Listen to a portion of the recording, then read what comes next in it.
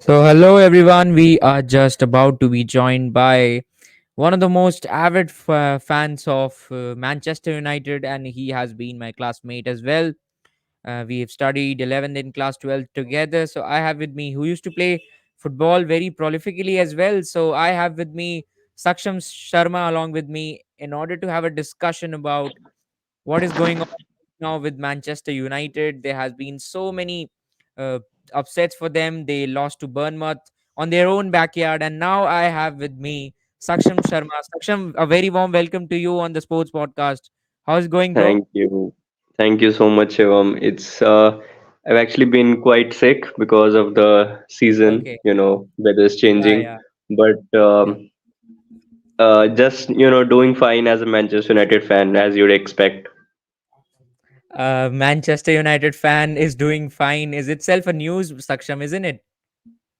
I'm one of those optimistic fans, you can say. Okay, you are still feeling you still have a feeling of optimism in order to actually be in that list of top 4, right? Yeah, definitely. So can you please turn on your camera if you can? Okay, let me see. Yeah, yeah, yeah. We are meeting after Okay. so many days, bro. How is going? It's going fine, you tell me. Yeah, I am also going great. Life has been a bit challenging, but yeah, and encountering and overcoming those challenges is a part and parcel of life. So we have to accept it as it is. That's really great. So, Saksham, as you've been an avid fan of Manchester United and you've been following football since many years, I have actually get got inspired from you to follow this sport and quite liked it. Now, you being a Manchester United fan, you've seen those days as well when Ronaldo used to play for you. Now, it is a bit of dilemma for you to actually say Manchester United because Chelsea and Manchester United are two clubs which have a very big legacy, but they are this time around underperforming too much. So,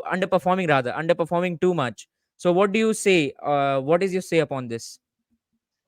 I'd like to throw shadow on a term called recency bias. So I think that happened, with Salah and Benzema. They played only one season, but that season was really good for them. And that kind of put them in the status that they're one of the best players in our generation. But I don't think that's true, and it's same for the teams. We shouldn't be on recency bias. We should, develop a feeling after watching them for a few years at least. So there has been a news of spat with your manager Eric Ten Hag with the team members. So can you please elaborate on that? Yes, Eric Ten Hag, and I don't think it's the manager's fault. It's actually because of the results. If we are not getting results, then the morale will be down, and there's bound to be arguments. And then we also signed some very, big name players like Jadon Sancho, and of course they are also bound to have ego. And there's no way that they're not going to clash. So it was just, inevitable to happen. Yeah, so as we are talking about Manchester United, so Manchester United were looking quite settled team last time around when they were playing the season of 2022 to 2023. Last time around, they were the runners of FA Cup. They actually were in the third position in the points table. But this time around, the two teams, Chelsea and Manchester United, are underperforming. So, what is the reason behind for their underperforming? You've been following Manchester United from since a long while now. So, what do you Yeah. reckon that? What could be the reason, and how can Manchester United come out from this situation? I think Manchester United has a lot of problems as a club. The management and technological advances. They don't have good nutritionists and the kind of technology they should be putting into food.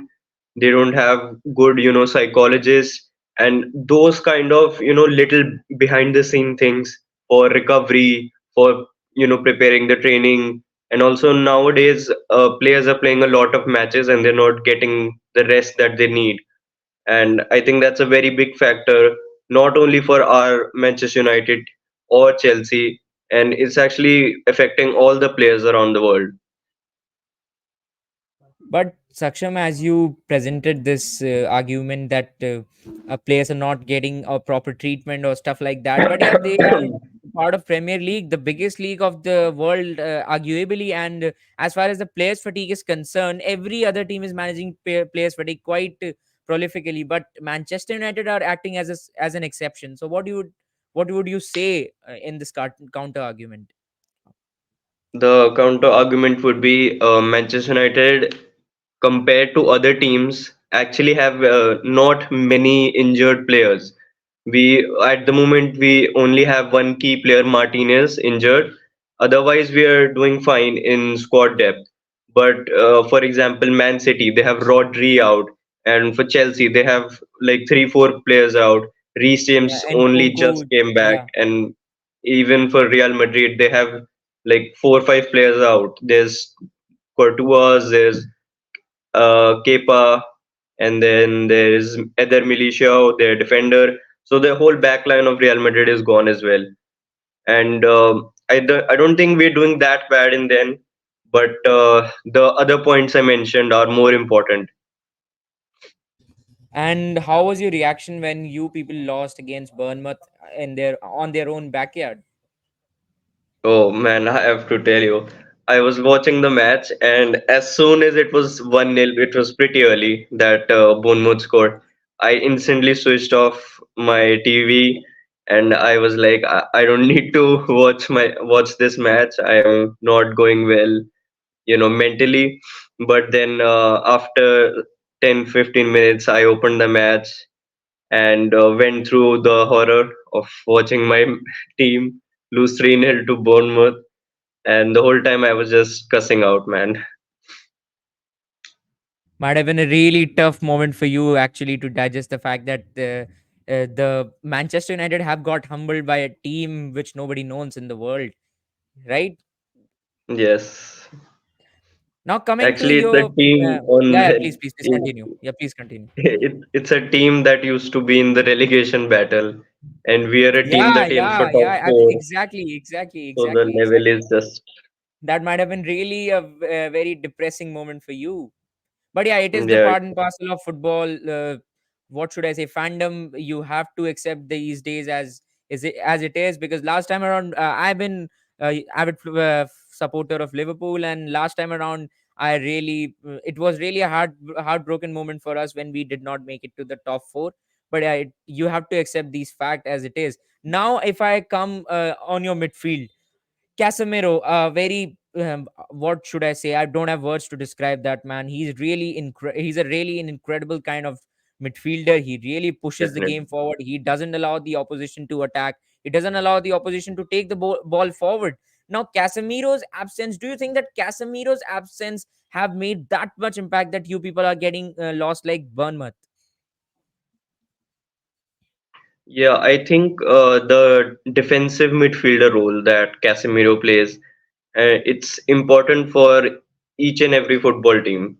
And because not only do they, get the ball back from the opposing team, they kind of play like, they play in the center and they play for, the left or the right, or they could play it back. They are kind of the, what could you say? When you play the guitar, that CDM is the pick that really binds everything together. And if I have Absolutely.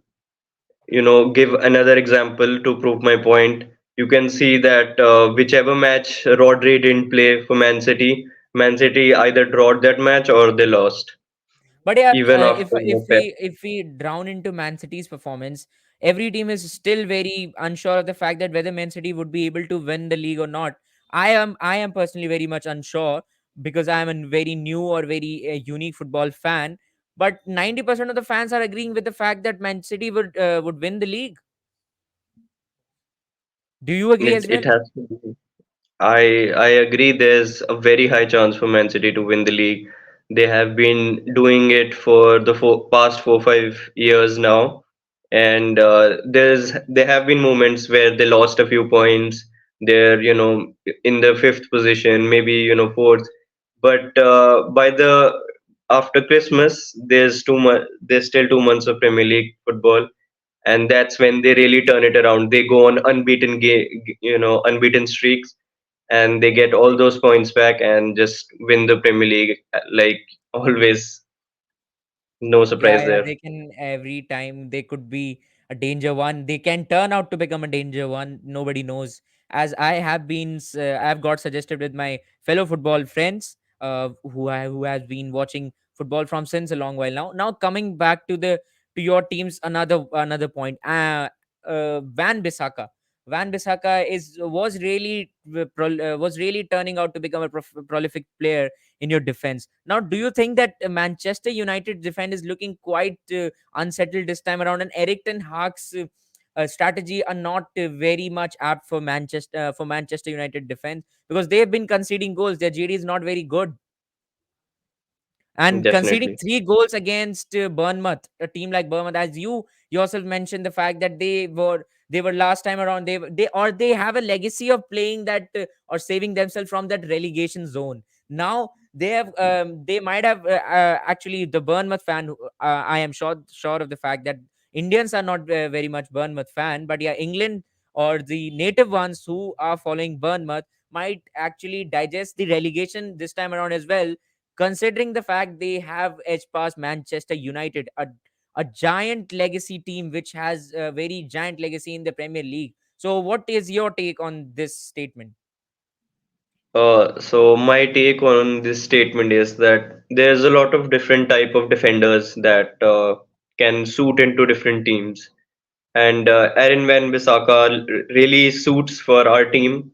But Yeah, the slight problem is that the amount of defenders we have five, six defenders. We have Varane, we have Johnny Evans, right, Harry Maguire, we have Reguilon, we have Dalot, and finally we have Aaron Van Bissaka. The problem is that these guys switch around. They don't have a prime role, or they don't get the week in and week in, they don't get that football. Sometimes they're playing, sometimes they have to sit for 2 weeks. So I think Ten Hag should trust their defenders more, and he should have a prime you know defending squad like every other team has. For right. example, Liverpool, they always have Virgil van Dijk and Joe Van Matip, Dijk. right? And they also Yeah, have yeah, Arnold Alexander on the right back.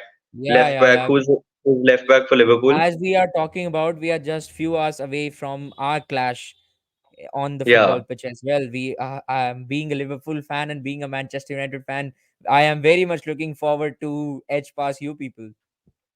I am hoping at least we can draw somehow. I'm not even hoping for a win Yeah, because we I know know. how Manchester devastating United this is. fans are really hoping for a draw. But yeah, Mo Salah and the company should not allow them to draw this match. They should completely steamroll Manchester United because Bournemouth can do, then we certainly can as well. You guys already have done it last time. Yeah, yeah, last time, but last time nobody remembers. We did not make it to the top four. But yeah, this time around, I want my team to win Premier League. Throw away the Manchester City or Pep Guardiola, anything like that. Liverpool and Jurgen Klopp should be back into form. That is what my perception is. But yeah, being a host of this channel, my perception matters very little, or I should say, very slight perception of mine matters. Now, moving on to another topic, which is you mentioned about the unsettled defense, which Eric Ten Hag is carrying on his shoulder in this Premier League, or how the Premier League has panned out for you people. Now, you've mentioned the fact as well that Eric Ten Hag has not certified the roles to your defenders. So now, do you not think that there's a flaw from the manager's side to actually assign the role to the defenders, to make that strategy, and then to step on upon the field? Yes, of course. I don't think that Eric Ten Hag is perfect. Obviously, he has some mistakes that he can rectify. And we have already seen when Jose Mourinho was the manager of Manchester United, he took a team that could not win anything and he took that team to finishing second in the Premier League. And that was a very big thing for him, as he stated himself. So I believe in the team and that the team can do a lot of great things. But there are some managerial mistakes which I hope he can learn because he hasn't been here not even a full season now. And I mean, he has been a full season almost, but there's some more time, to properly establish that yes, he has been a manager for a full whole season. And I am the kind of loyal fan that would like to give him time to learn and to properly get established with the team and have some good chemistry with them as well. Yeah, I am really, I mean, impressed by your loyalty that you are right now mentioning, because you are still optimistic of the fact that you people would be able to make it to the, I mean, the top four, and be able to play the next Champions League. Now, as I am talking about Champions League, and you must have presumed that what am I going to talk. So, can you please move forward the discussion from here, that why you people did not even make it to the round of 16 in the Champions League? Personally, I watched all the Champions League matches from minute one to the full time whistle. I did not even miss a single second. So I can, very confidently say that our boys played really well and they deserve to win. But because of some clinical misses, and the I have to say the other teams played really well. Copenhagen, and there was Galatasaray, and of course Bayern, the UCL monster, you can call them. So Yeah, I was those teams played interacting really good to, as I well. have been actually interacting with the Bayern fan, and we have a common friend who has been supporting Bayern, Yash. You know him I know. very avidly. Yes, So yes, yeah, yes. yeah, please continue. You were talking about something. Yeah, so I was just saying the fact that I have no regrets that we could not continue into round of 16 because we played our best, and I enjoyed every minute of the UCL football that we did play, because the opponents that did beat us also deserve to win. They played really well, and yeah, that's about it.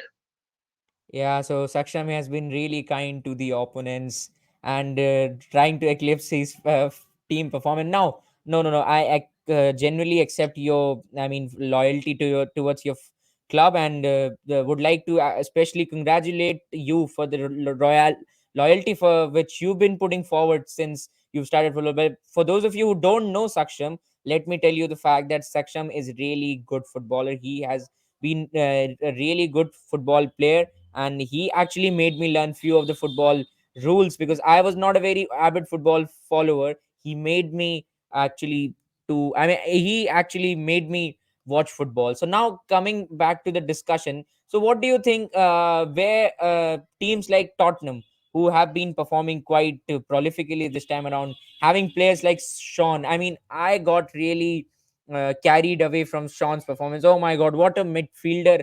Oh, sorry, what a winger he is. The kind of crosses he has been delivering, uh, I mean, it was just incredible to watch. No adjectives I have to actually describe him. Yeah, so Tottenham has been playing very good, and might I add to the humor that as soon as their number one player Harry Kane leaves, they have been playing really good at. And then what one point they were number one in the Premier League table as well, and they've made a good signing in James Maddison as well. They have a very good midfield and attacking chemistry in between them. And especially, I have to say, I know you mentioned Son, and he has been great throughout the years, but the best player for Tottenham right now has to be Kulubelski for me. He has just been everywhere, man. Absolutely, absolutely, absolutely. It was looking like that Kyle Walker, the prime Kyle Walker, which I hadn't seen. It was looking like Kyle Walker was running through the half spaces, the way through which he runs through the entire defense of the opponent team. You must have watched that match against Newcastle when Tottenham were playing against Newcastle. Absolutely Yes. every other player, or I should say every other forward or the midfielder, were chipping in that very match. And Son, being Son, completely steamrolled Newcastle, and Richarlison, every other player was chipping in. So you must have watched that match as well. Yeah, yeah. I have So been, I only yeah, please follow Premier continue. League and the UCL, so Yeah, I yeah, watch those same, matches. same, same, bro, same. I have got nothing to do with the La Liga. Although I got to know that Girona are this time around are dominating La Liga. But yeah, let's see Yes. what they can do. So I have been not following football since you've been following it from a very long time. So what do you reckon of Girona's performance this time around?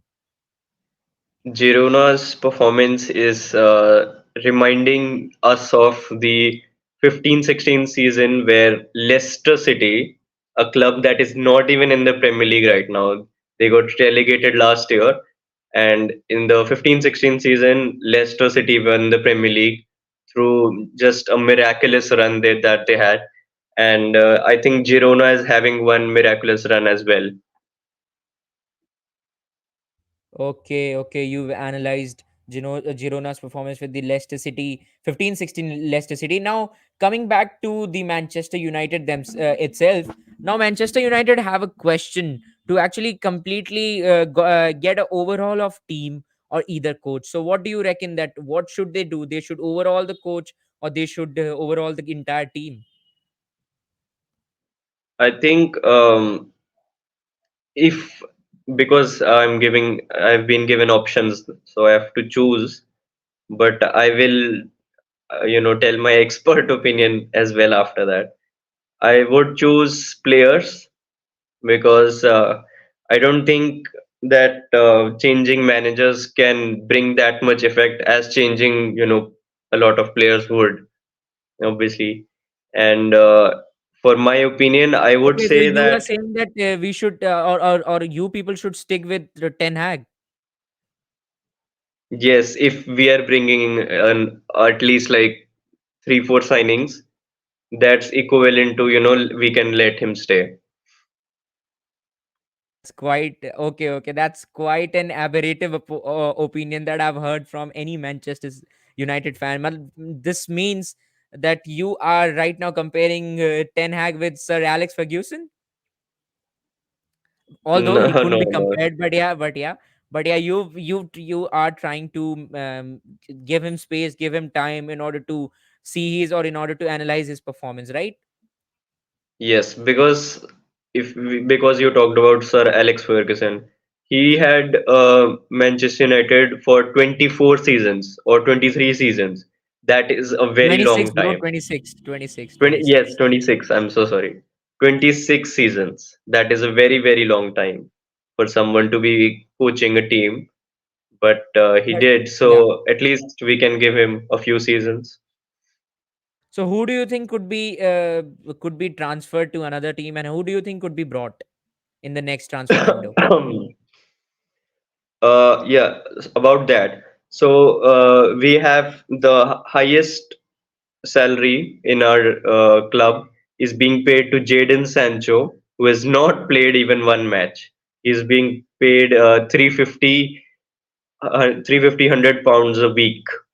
That is way too much for a player that does not even, come to training. So, firstly, he'll have to go on absolutely any deal we can find because he's actually trash for us at this point. And I think we should also give someone on loan. Anthony Martial could be good on loan for that. And for players that I would like to see in United would be I before I say this, I can't be delusional because we don't have that kind of pull that anyone would like to play with us. But there's some 17-year-old. He plays for Sweden. and I watched him in the Euro qualifiers. So he's a very good player that would definitely like to come to England and play because it's a big step up from Sweden. And let me think of some players that would like to leave. We need we need a few striking options right now because Jadon Sancho will transfer them and Anthony Martial should be going on loan. So we need to look for some striking options, but I don't have any in mind. Can you suggest any? Okay, okay. So if I talk about your team's, I mean, performance, I should say you people should leave a player called Sufyan Amrabat. He's not been performing as per his standard. Do you think this as well?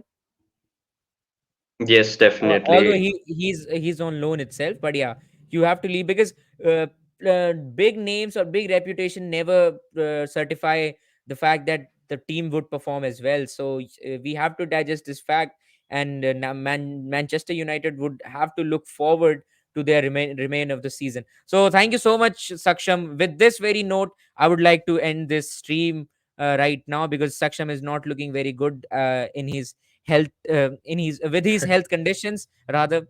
And thank you so much, Saksham, for your kind time. Thank you so much for your kind support to my channel, and thank you so much for sparing some valuable time from your ill schedule, because I know you are very ill. I didn't know the fact before you came into the stream, so sorry for bothering you, bro.